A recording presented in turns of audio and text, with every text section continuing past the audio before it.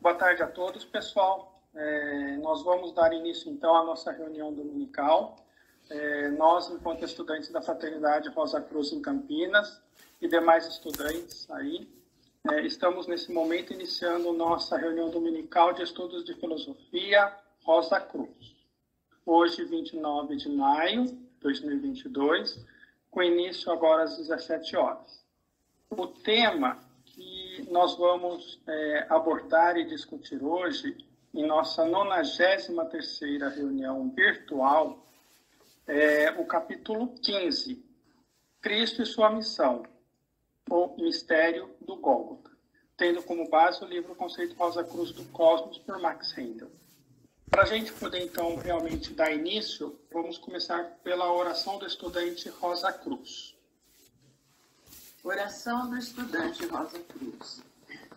Aumenta nosso amor por Ti, ó Deus, para que possamos servir-te melhor a cada dia que passa. Faze com que as palavras dos nossos lábios e as meditações dos nossos corações sejam sempre agradáveis à Tua presença, ó Senhor, nossa força e nosso Redentor. Então vamos lá, pessoal. Basicamente aí, olha, sobre o tema que a gente está tratando, sobre o mistério do Gólgota, quando o sangue purificador de Jesus, o qual fluiu no Gólgota, o Espírito do Cristo passou a trabalhar dentro de nosso globo para efetuar, ou para atenuar, na verdade, os efeitos nocivos que causamos ao planeta. Ou seja, que nós, naquele momento, causamos no planeta com as nossas ações. Assim, vem aí a primeira perguntinha, que é bem simples, que é o que significa a expressão o sangue purificador de Cristo? Está relacionado com o sangue que flui lá no Calvário. Na verdade, ele é considerado, pelo menos no texto, diz que seria o único remédio para a redenção e salvação, né? Sim, ele passa a ser o regente, né? Também tem muita coisa aí ainda, né?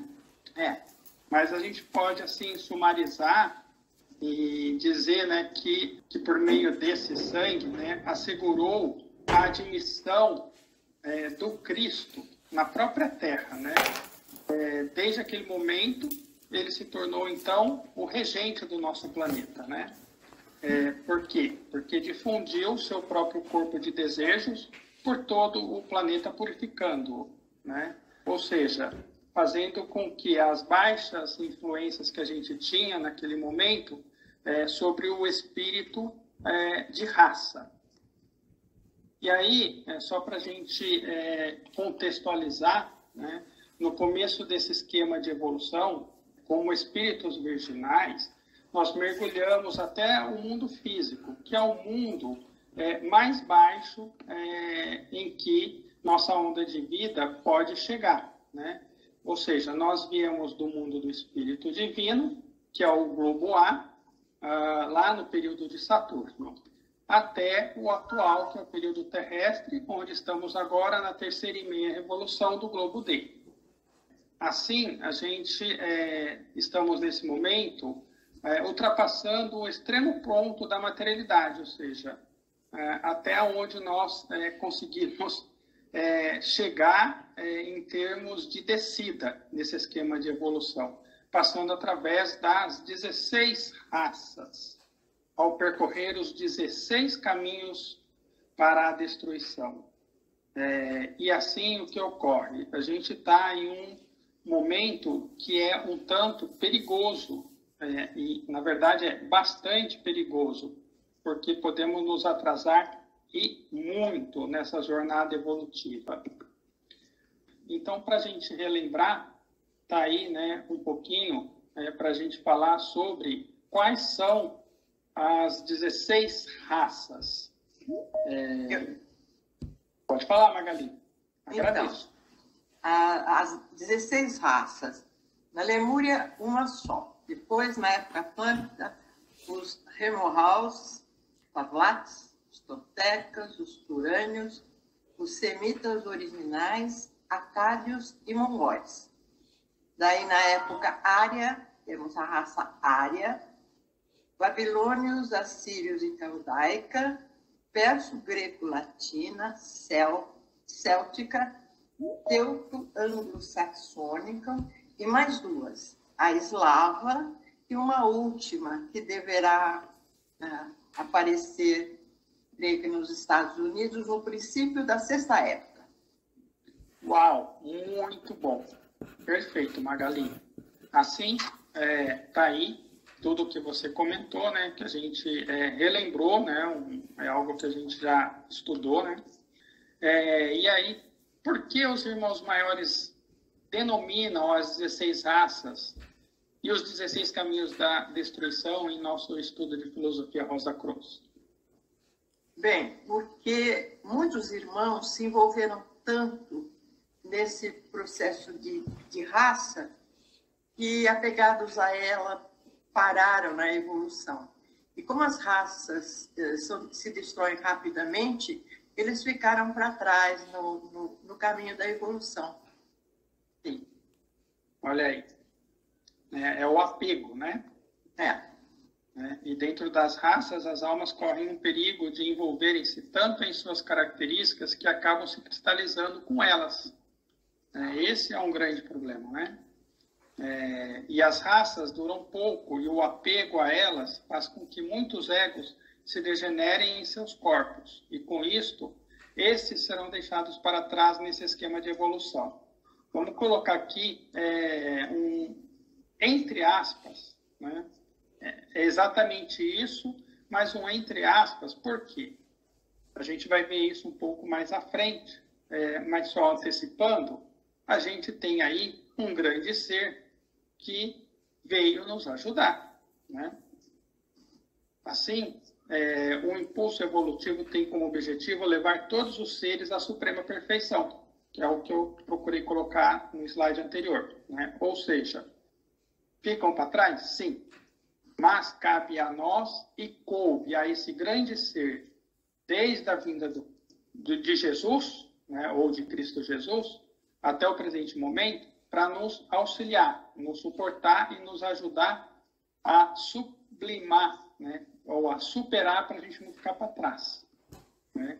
No período de Vulcano, teremos a mais elevada consciência espiritual criadora, a mente será perfeita, o período de Vulcano está aí marcado, né? A mente será perfeita e aumentada das essências do tríplice corpo.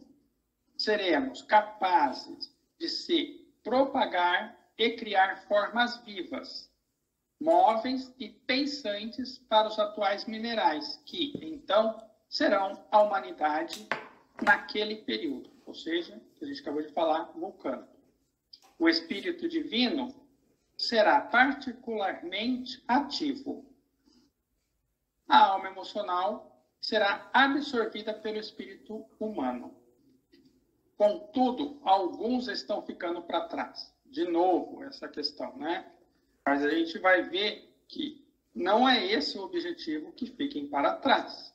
Por mais que você faça todo o esforço possível para que isso não ocorra, acaba sempre tendo um ou outro desgarrado aí. Mas não é esse o objetivo. Ainda no período de Vulcano, toda a humanidade alcançará a meta da perfeição e a união novamente com Deus. Ou seja, de Deus viemos, para Deus voltaremos. O nosso caminho evolutivo é regido pelas leis do renascimento e consequência. É muito importante a gente entender esse ponto aqui, né? Porque é um dos motivos da vinda, né, do Salvador. E aí a gente coloca um pouquinho aí do que vem a ser a lei do renascimento, né? Que é um processo de evolução, é um lento desenvolvimento efetuado persistentemente por meio de repetidos renascimentos e em formas de crescente eficiência. E com isso a gente tem o quê? A lei de consequência ou causa e efeito, não é? Para toda ação tem uma reação, não é isso? Para toda causa tem um efeito. E os seres evolucionados colhem o que semeado, ou seja, aqui se planta, aqui se colhe. Toda causa gera um efeito correspondente. Pergunta: onde está a necessidade de redenção ou de salvação? Lembre-se, a gente mencionou aqui no slide anterior a lei de renascimento, a lei de consequência, e alguém quer se prontificar, falar um pouquinho? Está justamente no momento da gente percorrer, né, os 16 caminhos para a destruição. Então, assim, algumas pessoas vão ficando para trás. Esse não é o plano original da nossa evolução. Então, as inteligências encarregadas da nossa evolução puseram aí todos os meios possíveis para nos conduzir, né, à perfeição com sucesso. Perfeito, eu concordo plenamente. É o maior perigo, né? O grave perigo que nós temos hoje, o maior deles é os 16 caminhos da destruição. Então tá aí, o que vocês comentaram, tá certo? E a gente vai ver um pouco mais adiante um complemento aí sobre este ponto importante, né? E é importante a gente ressaltar que não é um plano original, né, para nossa evolução. Por fim, por esse motivo, as inteligências encarregadas da nossa evolução vêm fazendo e colocando todos esforços e meios possíveis para que a gente possa realmente conseguir sublimar e voltar para as nossas origens. Outra perguntinha aí também que a gente tem não seria mais nobre cada um sofrer as consequências dos próprios atos do que Cristo ter que nos salvar? Esse é um ponto muito importante. Por que Cristo teve que nos salvar? Então, pela lei de consequência, todos nós vimos caminhando e tal. Mas, pelo que foi dito antes, a gente viu que houve situações, como, por exemplo, o evento das raças, em que muitos não conseguiram evoluir, ficaram para trás e precisavam de um socorro a mais. A vinda de Cristo é alguma coisa que veio, por isso que ele é chamado de Salvador e Redentor. Ele veio para salvar os que estavam perdidos. Essa seria, sei lá, na minha visão, a maneira como os grandes iniciados conseguiram resgatar, ou tentar resgatar esses de nós que estão atrasados. Então, vem Cristo para nos salvar, porque foi necessário. Pelo que se entende, não foi uma programação inicial desse projeto, mas uma necessidade. Então, Cristo vem distribuindo o seu próprio corpo de desejos no planeta. Ele dá as condições para que a gente possa, que os que estão atrasados também venham no caminho. Não sei, é como eu consegui entender. Nós estamos agora também no globo D do período terrestre, né? Que é a parte mais material que a gente podia ter chegado. E nós estamos na 3ª volta e meia. Então, agora a gente começa o nosso processo de evolução. Até agora nós estávamos no processo de involução. Então, nesse pináculo da separatividade, a humanidade necessita mesmo de ajuda extra, né? Principalmente os atrasados, porque se nós já começamos o trabalho de subir e a lei de renascimento e consequência, ela não está dando conta dos atrasados, aí Deus, que quer a salvação de todos, né? Não quer que nada seja destruído, mandou auxílio extra. Perfeito. É bem isso mesmo que ambas colocaram, né? Na verdade, em torno aí de grande porcentagem de todos os egos que estão percorrendo o caminho, eles conseguem, através da lei de consequência ou de causa e efeito e do renascimento, eles conseguem evoluir, né? Por outro lado, tem uma pequeníssima parcela de egos que não conseguem, através dessa lei, seguir o caminho evolutivo. E como é dito que todos voltarão para o Pai, então, por esse motivo, houve um ser, um grande ser, que não é dessa onda de vida humana, teve que vir para nos auxiliar. E tá aí, é o que vocês colocaram, né? Sem precisar muito a gente repetir aí, tá aí a resposta, né? E é o que vocês comentaram. Porque Deus deseja aí a salvação de todos, né? Pois não criou nada para ser destruído. Então, todos precisam se salvar. Todos se salvarão, de maneira ou de outra. Obviamente, se quiserem, como disse a Rita. Para conferir esse auxílio especial, foi preparado, então, o que a gente acabou de falar, né? Uma missão, né? A missão de Cristo. E qual era essa missão do Cristo? Alguém quer comentar? Bom, eu não sei se eu vou responder adequadamente, tá bom? Com certeza vai. A gente sabe que as religiões de raça, né, que a gente já apresentou aí várias vezes atrás, que a gente já viu, ela era separatista, tá? Uhum. E Cristo, ele inaugurou a religião do Filho, tá? Que é a doutrina do perdão dos pecados. Mais ou menos isso. Perfeito, Então, Angela. Acho que complementando, né?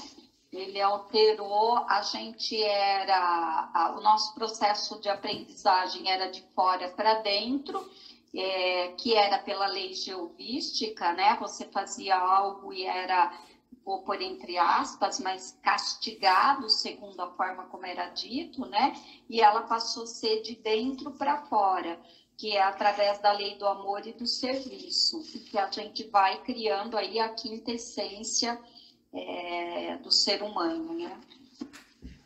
Perfeito. Aí o que vocês comentaram está aí, né? Teve também uma outra coisa na missão de Cristo, que é a abertura do caminho da iniciação para todo mundo, né? Então, isso também fez parte, porque a iniciação ela era restrita a um grupo de pessoas que ia sendo preparada, e a partir daí Deus abre para todo mundo, dependendo do nosso grau de investimento na nossa evolução. Como está aí, ó, né, um ponto muito, muito importante aí com a vinda do Cristo, né? Até então, de acordo com a lei geobística, né, de acordo com essa lei, a gente aprendia de fora para dentro. E aqui está dizendo o aprendizado é o contrário. A gente tem que aprender de dentro para fora, não é isso? Para conferir o auxílio especial aos atrasados, a fim de redimi-los, ele disse que tinha vindo buscar e salvar os que estavam perdidos. Porque a gente colocou um pouquinho ali atrás, né? Ou seja, aquela pequena parcela de egos que estavam por demais atrasados, e somente a lei de causa e efeito não era suficiente para poder auxiliar esses egos que estavam por demais atrasados, né? Possibilitar a todos os seres humanos o direito de buscar as iniciações, que foi o que a Rê comentou aí no finalzinho da pergunta, né? Pois abriu o caminho da iniciação para todos os que quisessem alcançá-lo, né? Outro ponto muito importante com a vinda do Cristo, né? Fornecer aos seres humanos as 4 iniciações maiores, além das 9 iniciações menores que já eram possíveis, né? Não da maneira como passou a ocorrer depois da vinda do Cristo, né? Ou a gente conhece aí como iniciações cristãs. Ensinar como curar um ser humano de qualquer tipo de doença ou enfermidade, em qualquer grau de severidade, né? Ou seja, com a vinda do Cristo, ele ensinou os seus discípulos a curar os enfermos e abriu as iniciações, e para todos, com essa capacidade de curar a si próprio e aos demais. Não é isso? Ou seja, purificar o corpo de desejo do planeta foi o mote da vinda do Cristo, né? Ou seja, purificar o corpo de desejo a fim de que pudéssemos, como já ocorre atualmente, por meio da matéria mais abundante das regiões superiores do mundo do desejo, que é o único modo que temos de termos desejos, os sentimentos e as emoções, como filantropia, idealismo, altruísmo, fraternidade, cooperação, servir de maneira amorosa e sem nenhum tipo de interesse. Não é isso? É o que nós estudamos e é as ações que, enquanto estudantes, temos que nos esforçar. Cristo sabia que um grande número não necessitaria de salvação, pois, de acordo aí com o que a gente colocou, né, a lei do renascimento e de causa e efeito, elas são suficientes para que esses trilhem, né, o caminho da evolução. Porém, mas os pecadores, aqueles mais atrasados, né, que submergiram tanto na corrente do materialismo, que não lhe poderiam fugir sem aquela ajuda, né? Ou seja, sem esse suporte, sem a vinda do Cristo, né? E Cristo veio, então, para trazer a paz e a boa vontade a todos, e para salvar esses pecadores, elevando-os ao ponto necessário de espiritualidade, produzindo, assim, uma modificação em seus corpos de desejos que tornará mais forte a influência do Espírito de vida em seus corações.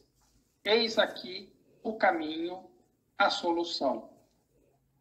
Em outras palavras, o caminho que ele ensinou, o caminho do amor desinteressado, que é o que a gente acabou de falar. Uma perguntinha. Se a necessidade de redenção ou de salvação existe, como é que pode a morte de um indivíduo ajudar os outros? Boa pergunta, hein? Boa pergunta. Bom, quem pode aí nos auxiliar aí, compartilhar um pouquinho aí? Eu queria só dar uma pincelada nessa pergunta. Nós, enquanto espíritos virginais, nós surjamos tanto o planeta, né? Atrasamos tanto o planeta Terra com nossos sentimentos, as nossas paixões baixas, sentimentos de egoísmo e tal, tá? Não só o planeta, como nós também sobrecarregamos demais tanto o corpo de desejo do planeta, como o corpo de desejo individual nosso, tá? E a única salvação que tinha era fazer uma limpa, é a minha opinião, tá? Era fazer uma limpa no corpo de desejo do planeta, tá? Então, foi necessário que Cristo, né, derramasse o seu sangue até o centro do planeta Terra, para que ele pudesse purificar o corpo de desejo do planeta Terra, não o corpo de desejo do indivíduo, tá? Aqui no caso do ser humano, tá? Então, com isso, ele ia fornecer material muito mais sutil, tá? O ser humano teria material muito mais sutil para poder limpar o seu próprio corpo de desejo. Mais ou menos isso. Eu queria só comentar o que disse a Ângela, porque só nesses últimos tempos é que eu acabei absorvendo essa noção que é a correta, que a gente aprende agora. O planeta, ele também evolui juntamente conosco. Então, quando o sangue de Cristo penetra no planeta Terra e como eu vou dizer, dispersa o seu próprio corpo de desejo, o corpo de desejo de Cristo, esse ser magnífico, ele faz com que o próprio planeta Terra se liberte dessas cristalizações que nós criamos no planeta e que estão no planeta Terra. Então, a ajuda veio, de uma certa maneira, realmente em função de auxiliar desde o planeta Terra, para que a gente tivesse material para poder ter a condição de evoluir. É como também eu percebo, não sei se é exatamente isso. Posso contribuir, Glauco? Opa! Ouça. Eu vejo uma pergunta interessantíssima no sentido de a morte de um indivíduo, que pode ser Cristo ou outro indivíduo, né? Então, eu entendo alguma coisa assim, tá? Existe uma teia do destino, né? E nessa teia estão, claro, construída pelos anjos do destino, estão amarradas diversas pessoas em evolução, né? Então, se eu tenho um indivíduo que atrasa a evolução dos demais, né? A gente sabe disso, que muitos ficam atrelados a um ser, a um indivíduo, ou qualquer coisa assim, né? E acabam não evoluindo. E aí, os anjos do destino tiram essa pessoa de cena. Causa a morte desse indivíduo para que os outros se mexam, né? Se evoluam, continuem evoluindo. Então, eu entendi essa pergunta nessa linha. Não sei se era isso que você estava tentando responder. Não, é isso mesmo, Alan. E você colocou pontos importantes aí, né? Não é sem motivo, né? É o que vocês colocaram, né? Tá aí, ó. Não preciso até repetir, porque vocês foram já bem sucintos aí na resposta, né? E aí tem esse ponto, né? O sangue é um dos pontos muito importante nessa resposta, né? E a gente vai ver um pouquinho mais à frente, né, que esse sangue que atingiu o centro do nosso planeta entrou em ligação com o espírito planetário e serviu de veículo ao Cristo no grande ato redentor da humanidade, né? Que sangue é esse, né? O sangue que jorrou do corpo de Jesus. Né? A gente vai falar um pouquinho sobre isso e é muito importante, tá? Para a gente entender. Por quê? Porque o sangue é a mais alta expressão do corpo vital e é através dele que nós nos manifestamos, pois somos um espírito. Né? A gente tem um tema, uma lição específica falando sobre o sangue, né? E esse sangue é o qual jorrou e fez todo o processo de limpeza. Da mesma maneira, ele faz conosco, né? Ou seja, enquanto a gente não purificar o sangue, a gente não evolui. Tá certo? Tem outra perguntinha aí, né? O que o sangue redentor de Jesus Cristo tinha de diferente? Já que a gente tocou nesse ponto. Alguém quer comentar? Bom, eu não sei. Sabe, Primeiro, Jesus era o ser humano mais evoluído que nós tínhamos na humanidade, né? Nosso planeta Terra. Então, o sangue dele era o mais elevado, mais purificado todo esse período, né? Porque ele foi Jesus nessa vida, mas em outras ele foi Enoque, né? Então, ele veio trabalhando no seu corpo, né? Para chegar hoje com todas as iniciações que ele atingiu. E também no preparo dele daqueles 30 anos, né? Ele passou por todas as iniciações. Então, hoje, Jesus era o ser humano mais evoluído da humanidade, né? Entre a nossa humanidade, porque Jesus, ele é humano, né? Então, era o ser mais evoluído da humanidade. Lembrar que ele chegou nessas iniciações ao nível do mundo do espírito de vida. Uma coisa, acredito que como ser humano, só ele chegou, né? Exatamente. Exatamente, Magali. De novo, ó, tá aí o que vocês comentaram, né? Não preciso estar repetindo a resposta, vocês responderam aí perfeitamente, né? Não tem muito o que a gente ficar falando. Mas aí só o último ponto aí, né? Que significa que o sangue que fluiu do Calvário está ligado ao grande espírito solar, que é o Cristo, né? E por meio dele assegurou sua admissão na própria Terra. Desde aquele momento, passou a ser o regente da Terra e difundiu o seu próprio corpo de desejos por todo o planeta Terra, purificando de todas as baixas influências que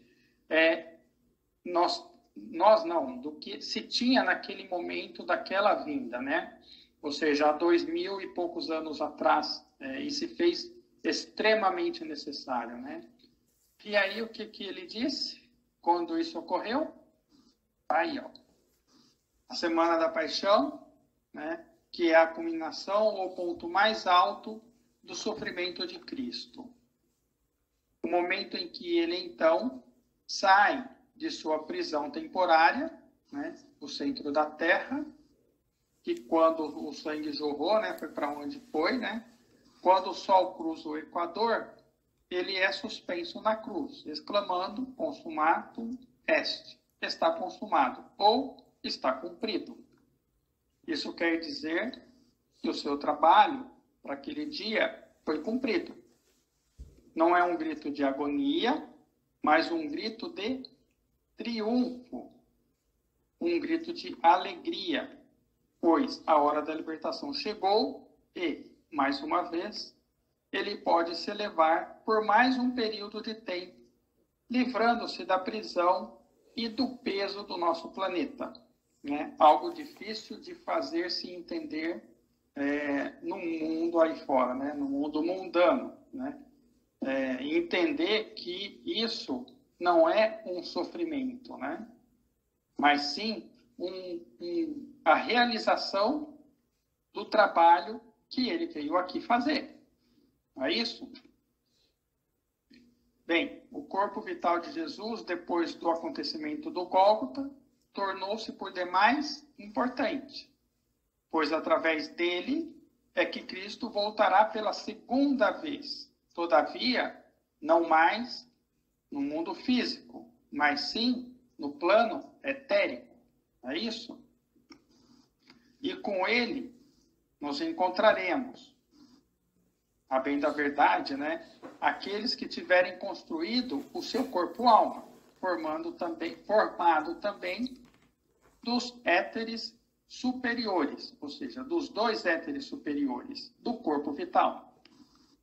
Esse corpo vital de Jesus, em que o Cristo funcionou, é conservado e protegido por elevados iniciados em um dos estratos da Terra, dentro de um invólucro de cristal para ficar oculto à visão de magos negros e de outros seres humanos que cultuam o mal.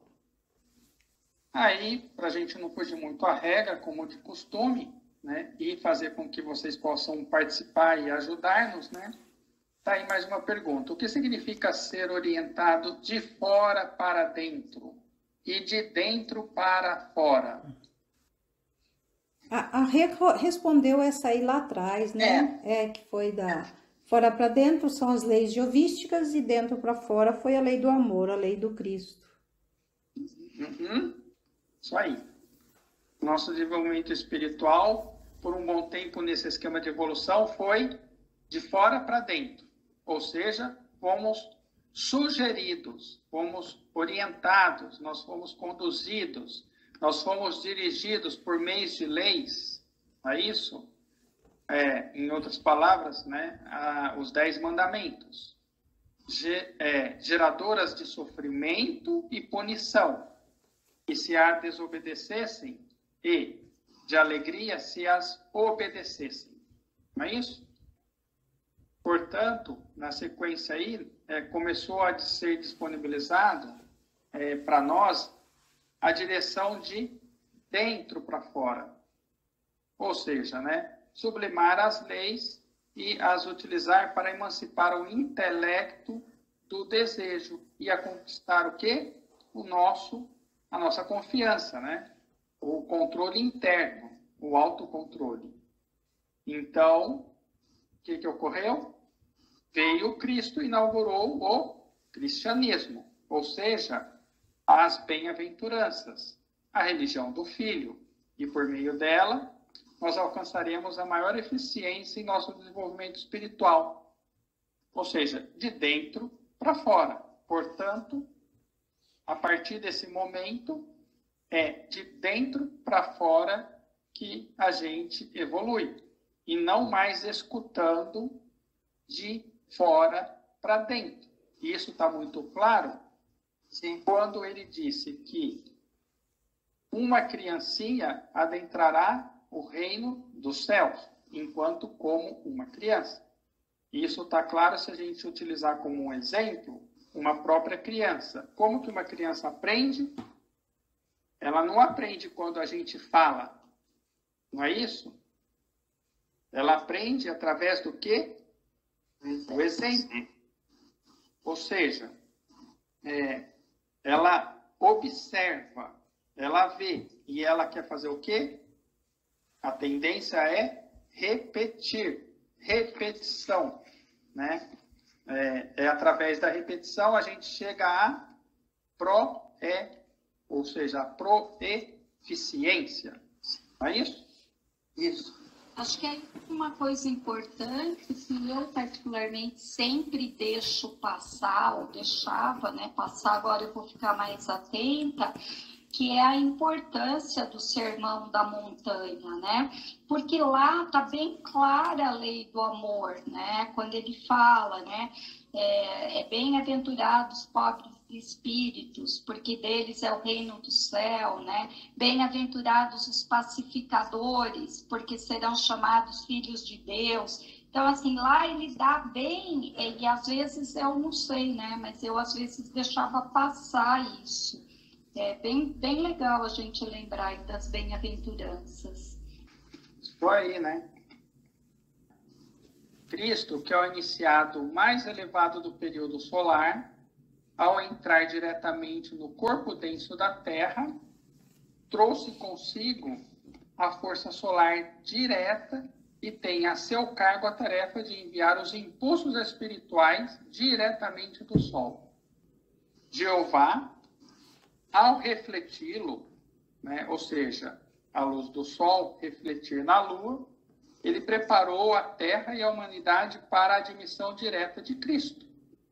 Eles refletiam o impulso espiritual do Sol sobre a humanidade da Terra via o satélite lunar em forma de religiões de Jeová ou de raça. E os arcanjos trabalham como auxiliares de Jeová e preparam a humanidade até chegar o tempo em que possamos receber os impulsos espirituais diretamente do Sol, sem intervenção lunar. Sobre a antiga dispensação, a primeira e segunda, o corpo de desejos humano era aperfeiçoado por meio da lei, né? Foi o que a gente acabou de ver. Ainda é desse modo que a maioria se prepara para a vida superior. Está aí o gráficozinho para a gente ver os mundos que se relaciona os arcanjos e o Cristo, que é o maior iniciado da onda de vida arcangélica. O que significa ser orientado de dentro para fora? Qual é o significado que isso tem? Legal a figura, hein? Gostou, Luiz? Boa. Significa que a mudança tem que ser interna, não mais externa. Agora é nós que estamos caminhando, né? Isso, é. Nós devemos brilhar de dentro para fora agora. É isso aí, foi o que a gente falou, né? É. Ou seja, Cristo vem ensinar que a mudança deveria ser interna, onde o amor deveria se falar no passado e deve suceder à lei. Para a gente olhar hoje, que é o caminho que todos devemos seguir. A lei a gente hoje tem no coração. Importante é a gente saber o que é correto e o que não é, né, cara? Ó. Então, Magali, olha só. Todos, indistintamente, todos nós sabemos o que é certo e o que é errado. Nós sabemos. O espírito deve começar a brilhar de dentro, como bem disse a Ângela, como a gente já falou aqui. A lei deve ceder lugar ao amor, ou seja, substituir a lei geovística pelo amor. Em outras palavras, as raças e as nações separadas devem se unir numa fraternidade só, né? Não é uma união egoísta, né? É uma união fraterna, uma união altruísta. Quando Cristo dentro de nós estiver plenamente desenvolvido, ele brilhará através do corpo transparente como a luz do mundo. Ou seja, todos nós seremos um dia um Cristo.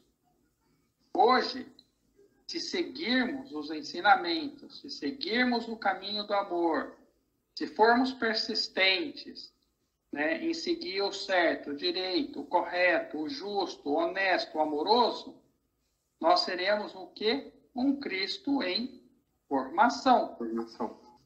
Deus se manifesta do centro de cada coisa criada, num sentido de expressão, que é o que a gente acabou de falar, de dentro para fora. Tudo está em harmonia, em consonância, né? O trabalho é interno e pessoal, né? É um trabalho individual, né? A gente está sobre uma única lei, que a gente sabe muito bem, que a gente acabou de falar, e sobre essa lei, enquanto indivíduos que somos livres e temos uma lei, a qual temos que, ou deveríamos seguir, e sabemos muito bem. Exemplo de desenvolvimento de dentro para fora. Alguém quer falar alguma coisa? Posso seguir aqui? Olha lá. O caminho do serviço amoroso e desinteressado para com os outros, sendo o melhor caminho que nos conduz a Deus. Reconhecer-se como uma unidade fundamental de cada um com todos, que é a comunhão espiritual que nos realiza em Deus. E saber que para atingir essa realização, é só nos esforçarmos por esquecer diariamente os defeitos dos nossos irmãos e irmãs e servir a divina essência oculta em cada um deles. Bem fácil de fazer, né? E aonde está isso, pessoal? No ritual. Está em nosso ritual. Não é isso? Serviço do templo. Serviço do templo. E o que é o ritual? O que é um rito? Nada mais é do que uma repetição.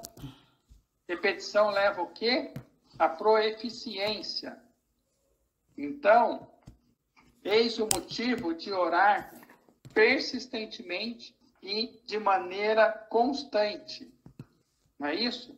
E de aplicar também, né? Porque, assim, a gente está muito envolvido em sentimentos negativos, né? De competitividade, de criticidade, de ver o erro do outro. E aí, assim, a gente tem muito... Por isso que eu falei, fácil de fazer, né? É difícil a gente... enxergar a essência de cada um, porque na essência todo mundo tem bondade, todo mundo tem o que tem de mais puro, né? Isso aí. Jeová preparou a terra e a humanidade para a admissão direta do Cristo. E o que significa preparou a terra? A terra passou por uma mudança natural no corpo de desejo, com Cristo purificando ela, né? Isso aí. Tá aí. Vocês estão vendo aí na tela, né? Então, se a gente tiver aí alguém observando, né? Quem for capaz aí, né? De estar de fora, né, e observar, você vai ver que, dotado dessa visão espiritual, contemplando a evolução da Terra, teria notado o quê? Uma mudança gradual, né? Sutil, que houve em seu corpo de desejos. A vida superior, ou seja, através da iniciação, só tem início quando começa o trabalho em que corpo? Corpo vital, né? Vital. Perfeito. Facinho essa resposta, né? O meio empregado para pô-lo em atividade é o amor, ou melhor, o altruísmo. E sob a continuidade do impacto do amor de Deus, dentro do ser humano, se desperta e aumenta a potência da força da igual natureza, que é o altruísmo. altruísmo, o desenvolvimento pelo controle da circulação do sangue. Olha ele aí de novo. O altruísmo substituirá o patriotismo. O egoísmo vai sendo corrigido lenta, mas seguramente pelo altruísmo. Né? Em outras palavras, né, a natureza ela é lenta, mas ela é segura. Lembrando que o corpo vital é a cópia fidedigna do corpo denso, então suas ações de altruísmo são nesse mundo, tá refletindo na repetição, que é o alimento do corpo vital. Então, isso que o Glauco colocou, o altruísmo, porque senão gera confusão, né? Como que eu trabalho no corpo vital, né? Eu trabalho nesse corpo que eu estou vendo, denso. Então, ações no meu corpo denso, de repetição, altruísmo, amor, e vai ser alimento do corpo vital, que é onde começa o trabalho de iniciação e esperando. Perfeito, Alain. Muito importante essa sua colocação. Todas essas distorções do sentimento humano, a crueldade, a opressão, a injustiça, têm suas raízes aí no egoísmo, né? O sentimento de posse exclusiva, a luta pelo interesse próprio, sem levar em consideração os demais, os preconceitos, encontram-se num extremo diametralmente oposto ao altruísmo. O interesse pessoal, mesmo desenvolvido inconscientemente, desempenhou um importante papel durante a chamada involução, né? Ou seja, a nossa descida, né? Todos os esforços do passado concentraram-se na formação de veículos para que o espírito pudesse utilizá-los em seu progresso, gigantesca escalada da chispa divina à chama criadora. Olha que comparação legal, Glauco. A tela anterior, né? Ela é o que a gente fala do desinteressado, né? É mesmo do egoísmo, né? Quando você fala de serviço amoroso e desinteressado, o desinteressado não é exatamente o oposto disso daí. Exatamente. Entendeu? Como é difícil? É difícil. Quando a gente faz um serviço, mas se embaixo desse serviço tiver assim, ainda que seja muito leve, algum sentimento de prestígio, de retorno da vaidade, significa que o egoísmo está presente, mesmo a gente fazendo serviço, né? Bem colocado, Magali e Alain. O altruísmo encontrava-se em um estado latente na humanidade, até o momento em que o Cristo obteve acesso ao coração da terra, ou seja, em um de seus estratos, quando o seu sangue fluiu no Gólgota. E a partir desse magnífico evento, a semente do princípio altruísta começou a germinar no interior do ser humano. Gradativamente, passamos a ampliar nossa área de interesse para incluir mais alguém, mantendo-nos alertas quanto às necessidades de outrem. Olha a importância da vida desse grande ser, hein? Do sentimento tribal ao de clã, tão comum nos tempos antigos, avançou-se para um espírito nacional, né? Ou seja, hoje nós temos as nações, né? As nacionalidades distintas. O interesse coletivo passou a sobrepujar, dessa maneira, o sentimento individualista ou de grupos minoritários. Muito importante isso aqui. Muito importante.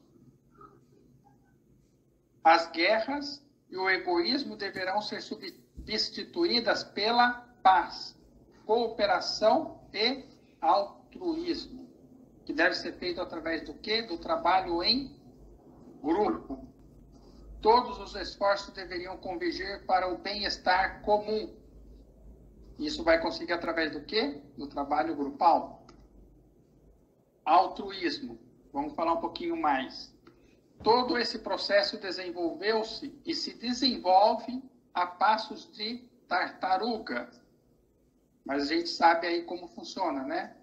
A tartaruga, em seus passos lentos, elas são contínuas, né? Em detrimento da lepra, que saiu a todo vapor correndo que nem louca, lá na frente parou não seguiu, mas a tartaruga veio lenta e prosseguiu e passou à sua frente.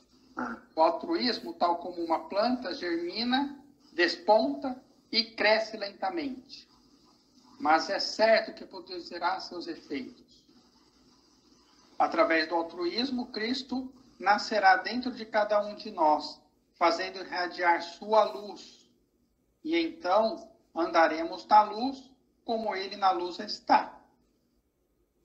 A humanidade pouco a pouco desperta para o clarão de novos horizontes. À medida que o tempo passa, o Cristo, por meio de seu benéfico trabalho, atrai uma quantidade cada vez maior de éter interplanetário para a Terra, tornando o seu corpo vital, a região etérica do mundo físico, mais luminoso. Esse contato com as poderosas vibrações crísticas também nos tornará luminosos, e cabe-nos o relevante papel de colaboradores conscientes nesse processo regenerador. Portanto, pessoal, cabe a cada um de nós, enquanto indivíduos, participar desse processo. Quando o Cristo vem, ele nega as leis de Moisés ou as dos profetas? E os profetas? Alguém quer responder?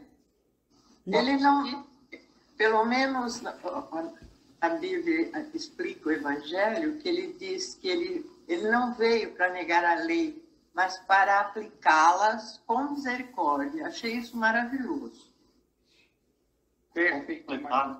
No conceito tem uma resposta disso daí, assim: Cristo Jesus não negou a Moisés, nem a lei, nem aos profetas. Pelo contrário, confirmou-os todos e demonstrou ao povo que eles foram suas testemunhas ao indicarem aqueles que deveria vir. Inteligentíssimo isso, né, cara? É isso aí, Luiz. Maravilha, né? Em vez de você não nega, né? Isso aí, ó. Não vou nem precisar ler aí, porque você respondeu certinho. Eu vou responder porque está sobre a segunda vinda de Cristo. A segunda vinda de Cristo será definitiva, porque teremos criado a condição de funcionar em seu reino, em sua aura, em seu plano de consciência. Agora, Cristo é o espírito planetário da nossa Terra, nosso lar. Até o momento em que ele seja capaz, ou melhor dizendo, até o momento em que ela seja capaz de levitar sozinha, graças à evolução de um certo número de pessoas capazes de sustentar este campo de evolução. Ou seja, enquanto não tiver dentro do reino humano uma certa quantidade de pessoas capazes de fazer com que a Terra possa ser sustentada, a gente ainda vai depender desse grande ser conhecido como Cristo. Então, o espírito planetário exercerá a sua função, pois todo planeta tem seu espírito interno. A vinda anual de Cristo à Terra. Olha que legal, hein? Quando ele foi crucificado no Gólgota, o seu grande sacrifício foi pela humanidade. O grande sacrifício pela humanidade apenas iniciou. Ele começa a sua jornada de descida em torno de 21 de junho, né? No solstício de julho. De junho. Em setembro, no equinócio de setembro, o Cristo cósmico toca a atmosfera de nosso planeta, descendo do mundo do espírito de vida. Ele chega ao centro de nossa Terra à meia-noite de 24 de dezembro, ou seja, no dia de Natal. Aí ele fica por 3 dias e depois começa a voltar. E essa volta completa-se na Páscoa, no equinócio de março. Da Páscoa até o solstício de junho, ele está passando pelos mundos espirituais e chega ao mundo do Espírito Divino, ou seja, no trono do Pai. Sem essa infusão de vida e energia divinas, todos os seres viventes de nossa Terra morreriam imediatamente, e todo o progresso seria frustrado no que concerne a nossa presente linha de desenvolvimento. Essa atividade germinativa da vida do Pai, que nos é trazido por Cristo, seu Filho, e entregue amplamente no tempo da Páscoa, que renova o crescimento e intensifica a atividade na planta, no animal, no ser humano, nessa especial parte do ano. Cristo não deixa a terra na Páscoa, senão depois de dar de si mesmo até ao máximo, ou seja, amor altruísta. A infusão de sua vida, junto com os raios quase verticais do sol, que fazem as sementes germinarem, as árvores florirem, os pássaros acasalarem, dirigidos pelos seus espíritos grupos, e construírem seus ninhos. A humanidade, então, é fortificada e imbuída com a energia e a coragem necessárias para enfrentar, aproveitar e crescer por meio das experiências inesperadas providas pelos diversos e perplexos problemas da vida. Eu acho que uma coisa que, quando a gente chega no Natal, veja como as pessoas estão muito mais, assim, humanas, muito mais caridosas, né? Então, assim, como essa presença de Cristo, esse limpar da terra, essa vibração, ela mexe muito com os nossos sentimentos mais altruístas, mais de devoção, mais de se dar ao outro, né? É bem bonito ver como nessa época do ano, que a gente deveria manter por todo o ano, mas o que vai acontecendo é que quando Cristo volta, parece que a gente também, lógico, né? Como o Glauco falou, o processo é lento, mas como parece que a gente volta de novo para o egoísmo, né? E aí começa tudo de novo, né? Por isso que é bem a passos de tartaruga mesmo. Eu diria, Glauco, que tudo que você passou agora aí, esse ciclo, né, que Cristo faz, né, até o trono do Pai, o retorno, ele mantém aí os 4 reinos, né? E ele mantém esse esquema de evolução, né, constante. Acho que esse é o serviço que ele faz aí para todos os reinos, inclusive o nosso, né? Nossa alma de vida. Esse é o sacrifício dele, né? Sacrifício, Ele faz exato. por nós, não um serviço, ele faz um sacrifício. Sacro ofício. Na Mas- nossa visão, para ele é o ritual, o normal, né? Então. Mas e o olha só, sofrimento então, dele? Olha o sofrimento dele, gente. Ele não foi, Sei. né? Para nós, a gente interpreta olhando daqui para lá, é um sofrimento, mas ele sobrepassa isso, porque ele sabe, ele conscientemente o que ele está fazendo. Por isso, Luiz, que olhando do prisma do Cristo, para ele é altruísmo, é Altruísmo. amor, É serviço. que é o que Perfeito. ele mostrou para nós, está ensinando aí. Ele tem certeza que o trabalho que ele está fazendo vai dar um resultado fantástico, né? Certinho. Do jeitinho que foi projetado pelo Pai, ele vai chegar lá. Então, mas Ele não, está se dando a ele mesmo, né? não deixa de ser um sacrifício, hein? Ele está Nossa, deixando nossa. de evoluir para nos ajudar, né? É uma espécie de prisão, né?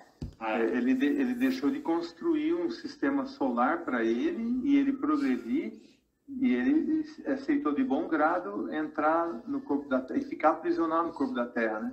E o que Dando uma nós força estamos fazendo para ajudá-lo? Aí que está o problema.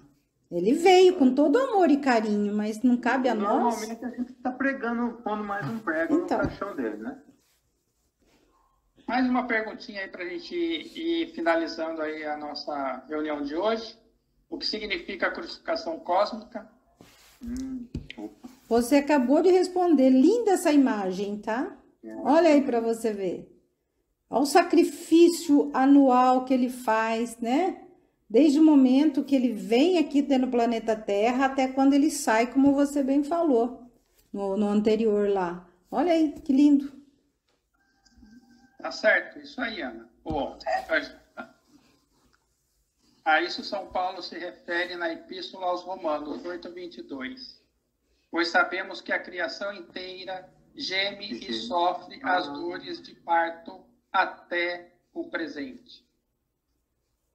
Essa estação é um tempo para o discípulo renovar sua dedicação para percorrer o caminho do Senhor, a despeito de quaisquer vicissitudes e obstáculos que podem afetar seu caminhar.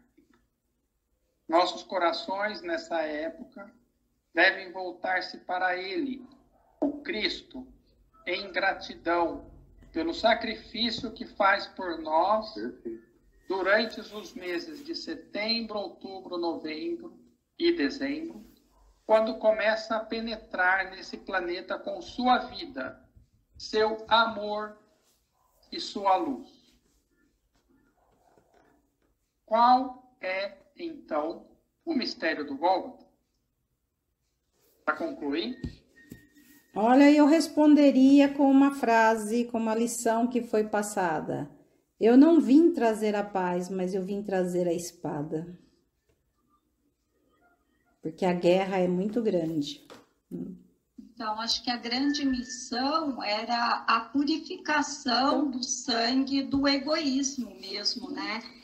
Purificar nós e a terra do egoísmo. Aí o que vocês falaram, purificar o sangue do egoísmo. Quando o sangue de Jesus foi derramado e continuou através das guerras entre nações cristãs, todas as vezes que o ser humano lutou por um ideal e prosseguirá até que o contraste entre os horrores da guerra e a beleza da fraternidade tenham impressionado suficientemente a espécie humana. Por fim, pessoal, para a gente concluir aí de forma resumida, o que a gente viu aí nessa lição, né? A gente viu, então, que o mundo de desejo da Terra precisava ser o quê? Purificado, né? A fim de proporcionar-se ao homem um novo impulso. Aí, o que ocorreu? A vinda do Salvador, que foi a missão de Cristo. Lembremos-nos que quando a gente fala de Cristo Jesus, a gente tem que recordar aí que são dois seres distintos. E aí a gente examinando um, que é Jesus, à luz dos registros ocultos, lendo na memória da natureza, podemos saber que o espírito que habitava em Jesus, desde o nascimento, era um ego pertencente à nossa onda de vida humana, certo? Tendo já renascido por muitas vezes, visto que podemos encontrá-lo em diferentes vidas sob diferentes nomes, em diferentes circunstâncias, da mesma maneira que todos nós temos vivido e viveremos. E o outro grande ser, o Cristo, né? Que é o mais elevado da onda de vida arcangélica, né? O mais alto iniciado do período solar. Ele evoluiu até o ponto em que se tornou unido com o segundo aspecto do Deus Trino, não é isso? Ou seja, foi chamado de Filho. Este é o Cristo cósmico e um raio dele emanado foi o que entrou no corpo de Jesus. Ou seja, que utilizou o veículo físico de Jesus. Assim sabemos que Cristo apareceu, ou seja, que ele veio apenas uma única vez em um corpo denso e não precisará tomar para si mesmo tal instrumento novamente. Sabemos disso, certo? Ademais, quando o espírito deixa o corpo de uma forma natural, ele leva consigo o quê? Certas impurezas, à medida que se retira lentamente do sangue coagulado. Assim, mesmo num corpo tão puro como o corpo de desejo, ou, perdão, como o corpo denso de Jesus, havia ainda impurezas. E então a morte violenta que fez o sangue fluir e que libertou o ego de Cristo do sangue com um movimento conhecido ou similar a uma torção violenta e rápida. Com isso, deixou para trás toda e qualquer impureza que poderia ainda existir naquele corpo denso, de forma que Cristo emergiu do corpo de Jesus imaculado e sem os laços do destino que geralmente acompanham a vida no corpo denso. Assim é possível, ou seja, assim a gente pode dizer que, no caso de Cristo, a morte violenta do corpo físico de Jesus foi necessária. Por quê? Porque possibilitou que o Espírito de Cristo se retirasse do corpo denso de Jesus sem reter nenhuma das impurezas inerentes ao veículo meramente humano. Em outras palavras, pessoal, quando um ego é retirado de maneira violenta do seu corpo, algo adere a este, as impurezas de sua natureza inferior.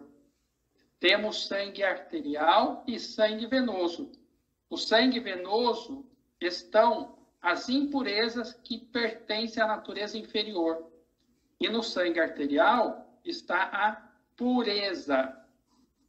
O sangue venoso adere estreitamente à carne. Portanto, no momento em que se mata uma pessoa, seu sangue é derramado, ocorre uma purificação instantânea e bem definida. Sempre que o espírito sai do corpo por acidente, com o derramamento de sangue, o homem fica melhor como espírito. O corpo de Jesus tinha de ser morto e seu sangue precisava ser derramado a fim de que, mediante essa morte violenta, as últimas impurezas que ainda pudessem estar na carne fossem eliminadas. Isso para que o espírito crístico, puro e imaculado, sem nenhuma das impurezas do corpo que havia utilizado, pudesse difundir-se por todo o globo. Assim, pessoal, terminamos aqui o tema do qual estudamos, capítulo 15, Cristo e sua missão, o mistério no Gólgota. Oração Rosa Cruz. Não te pedimos mais luz, ó Deus, senão olhos para ver a luz que já existe. Não te pedimos canções mais doces, senão ouvidos para ouvir as presentes melodias.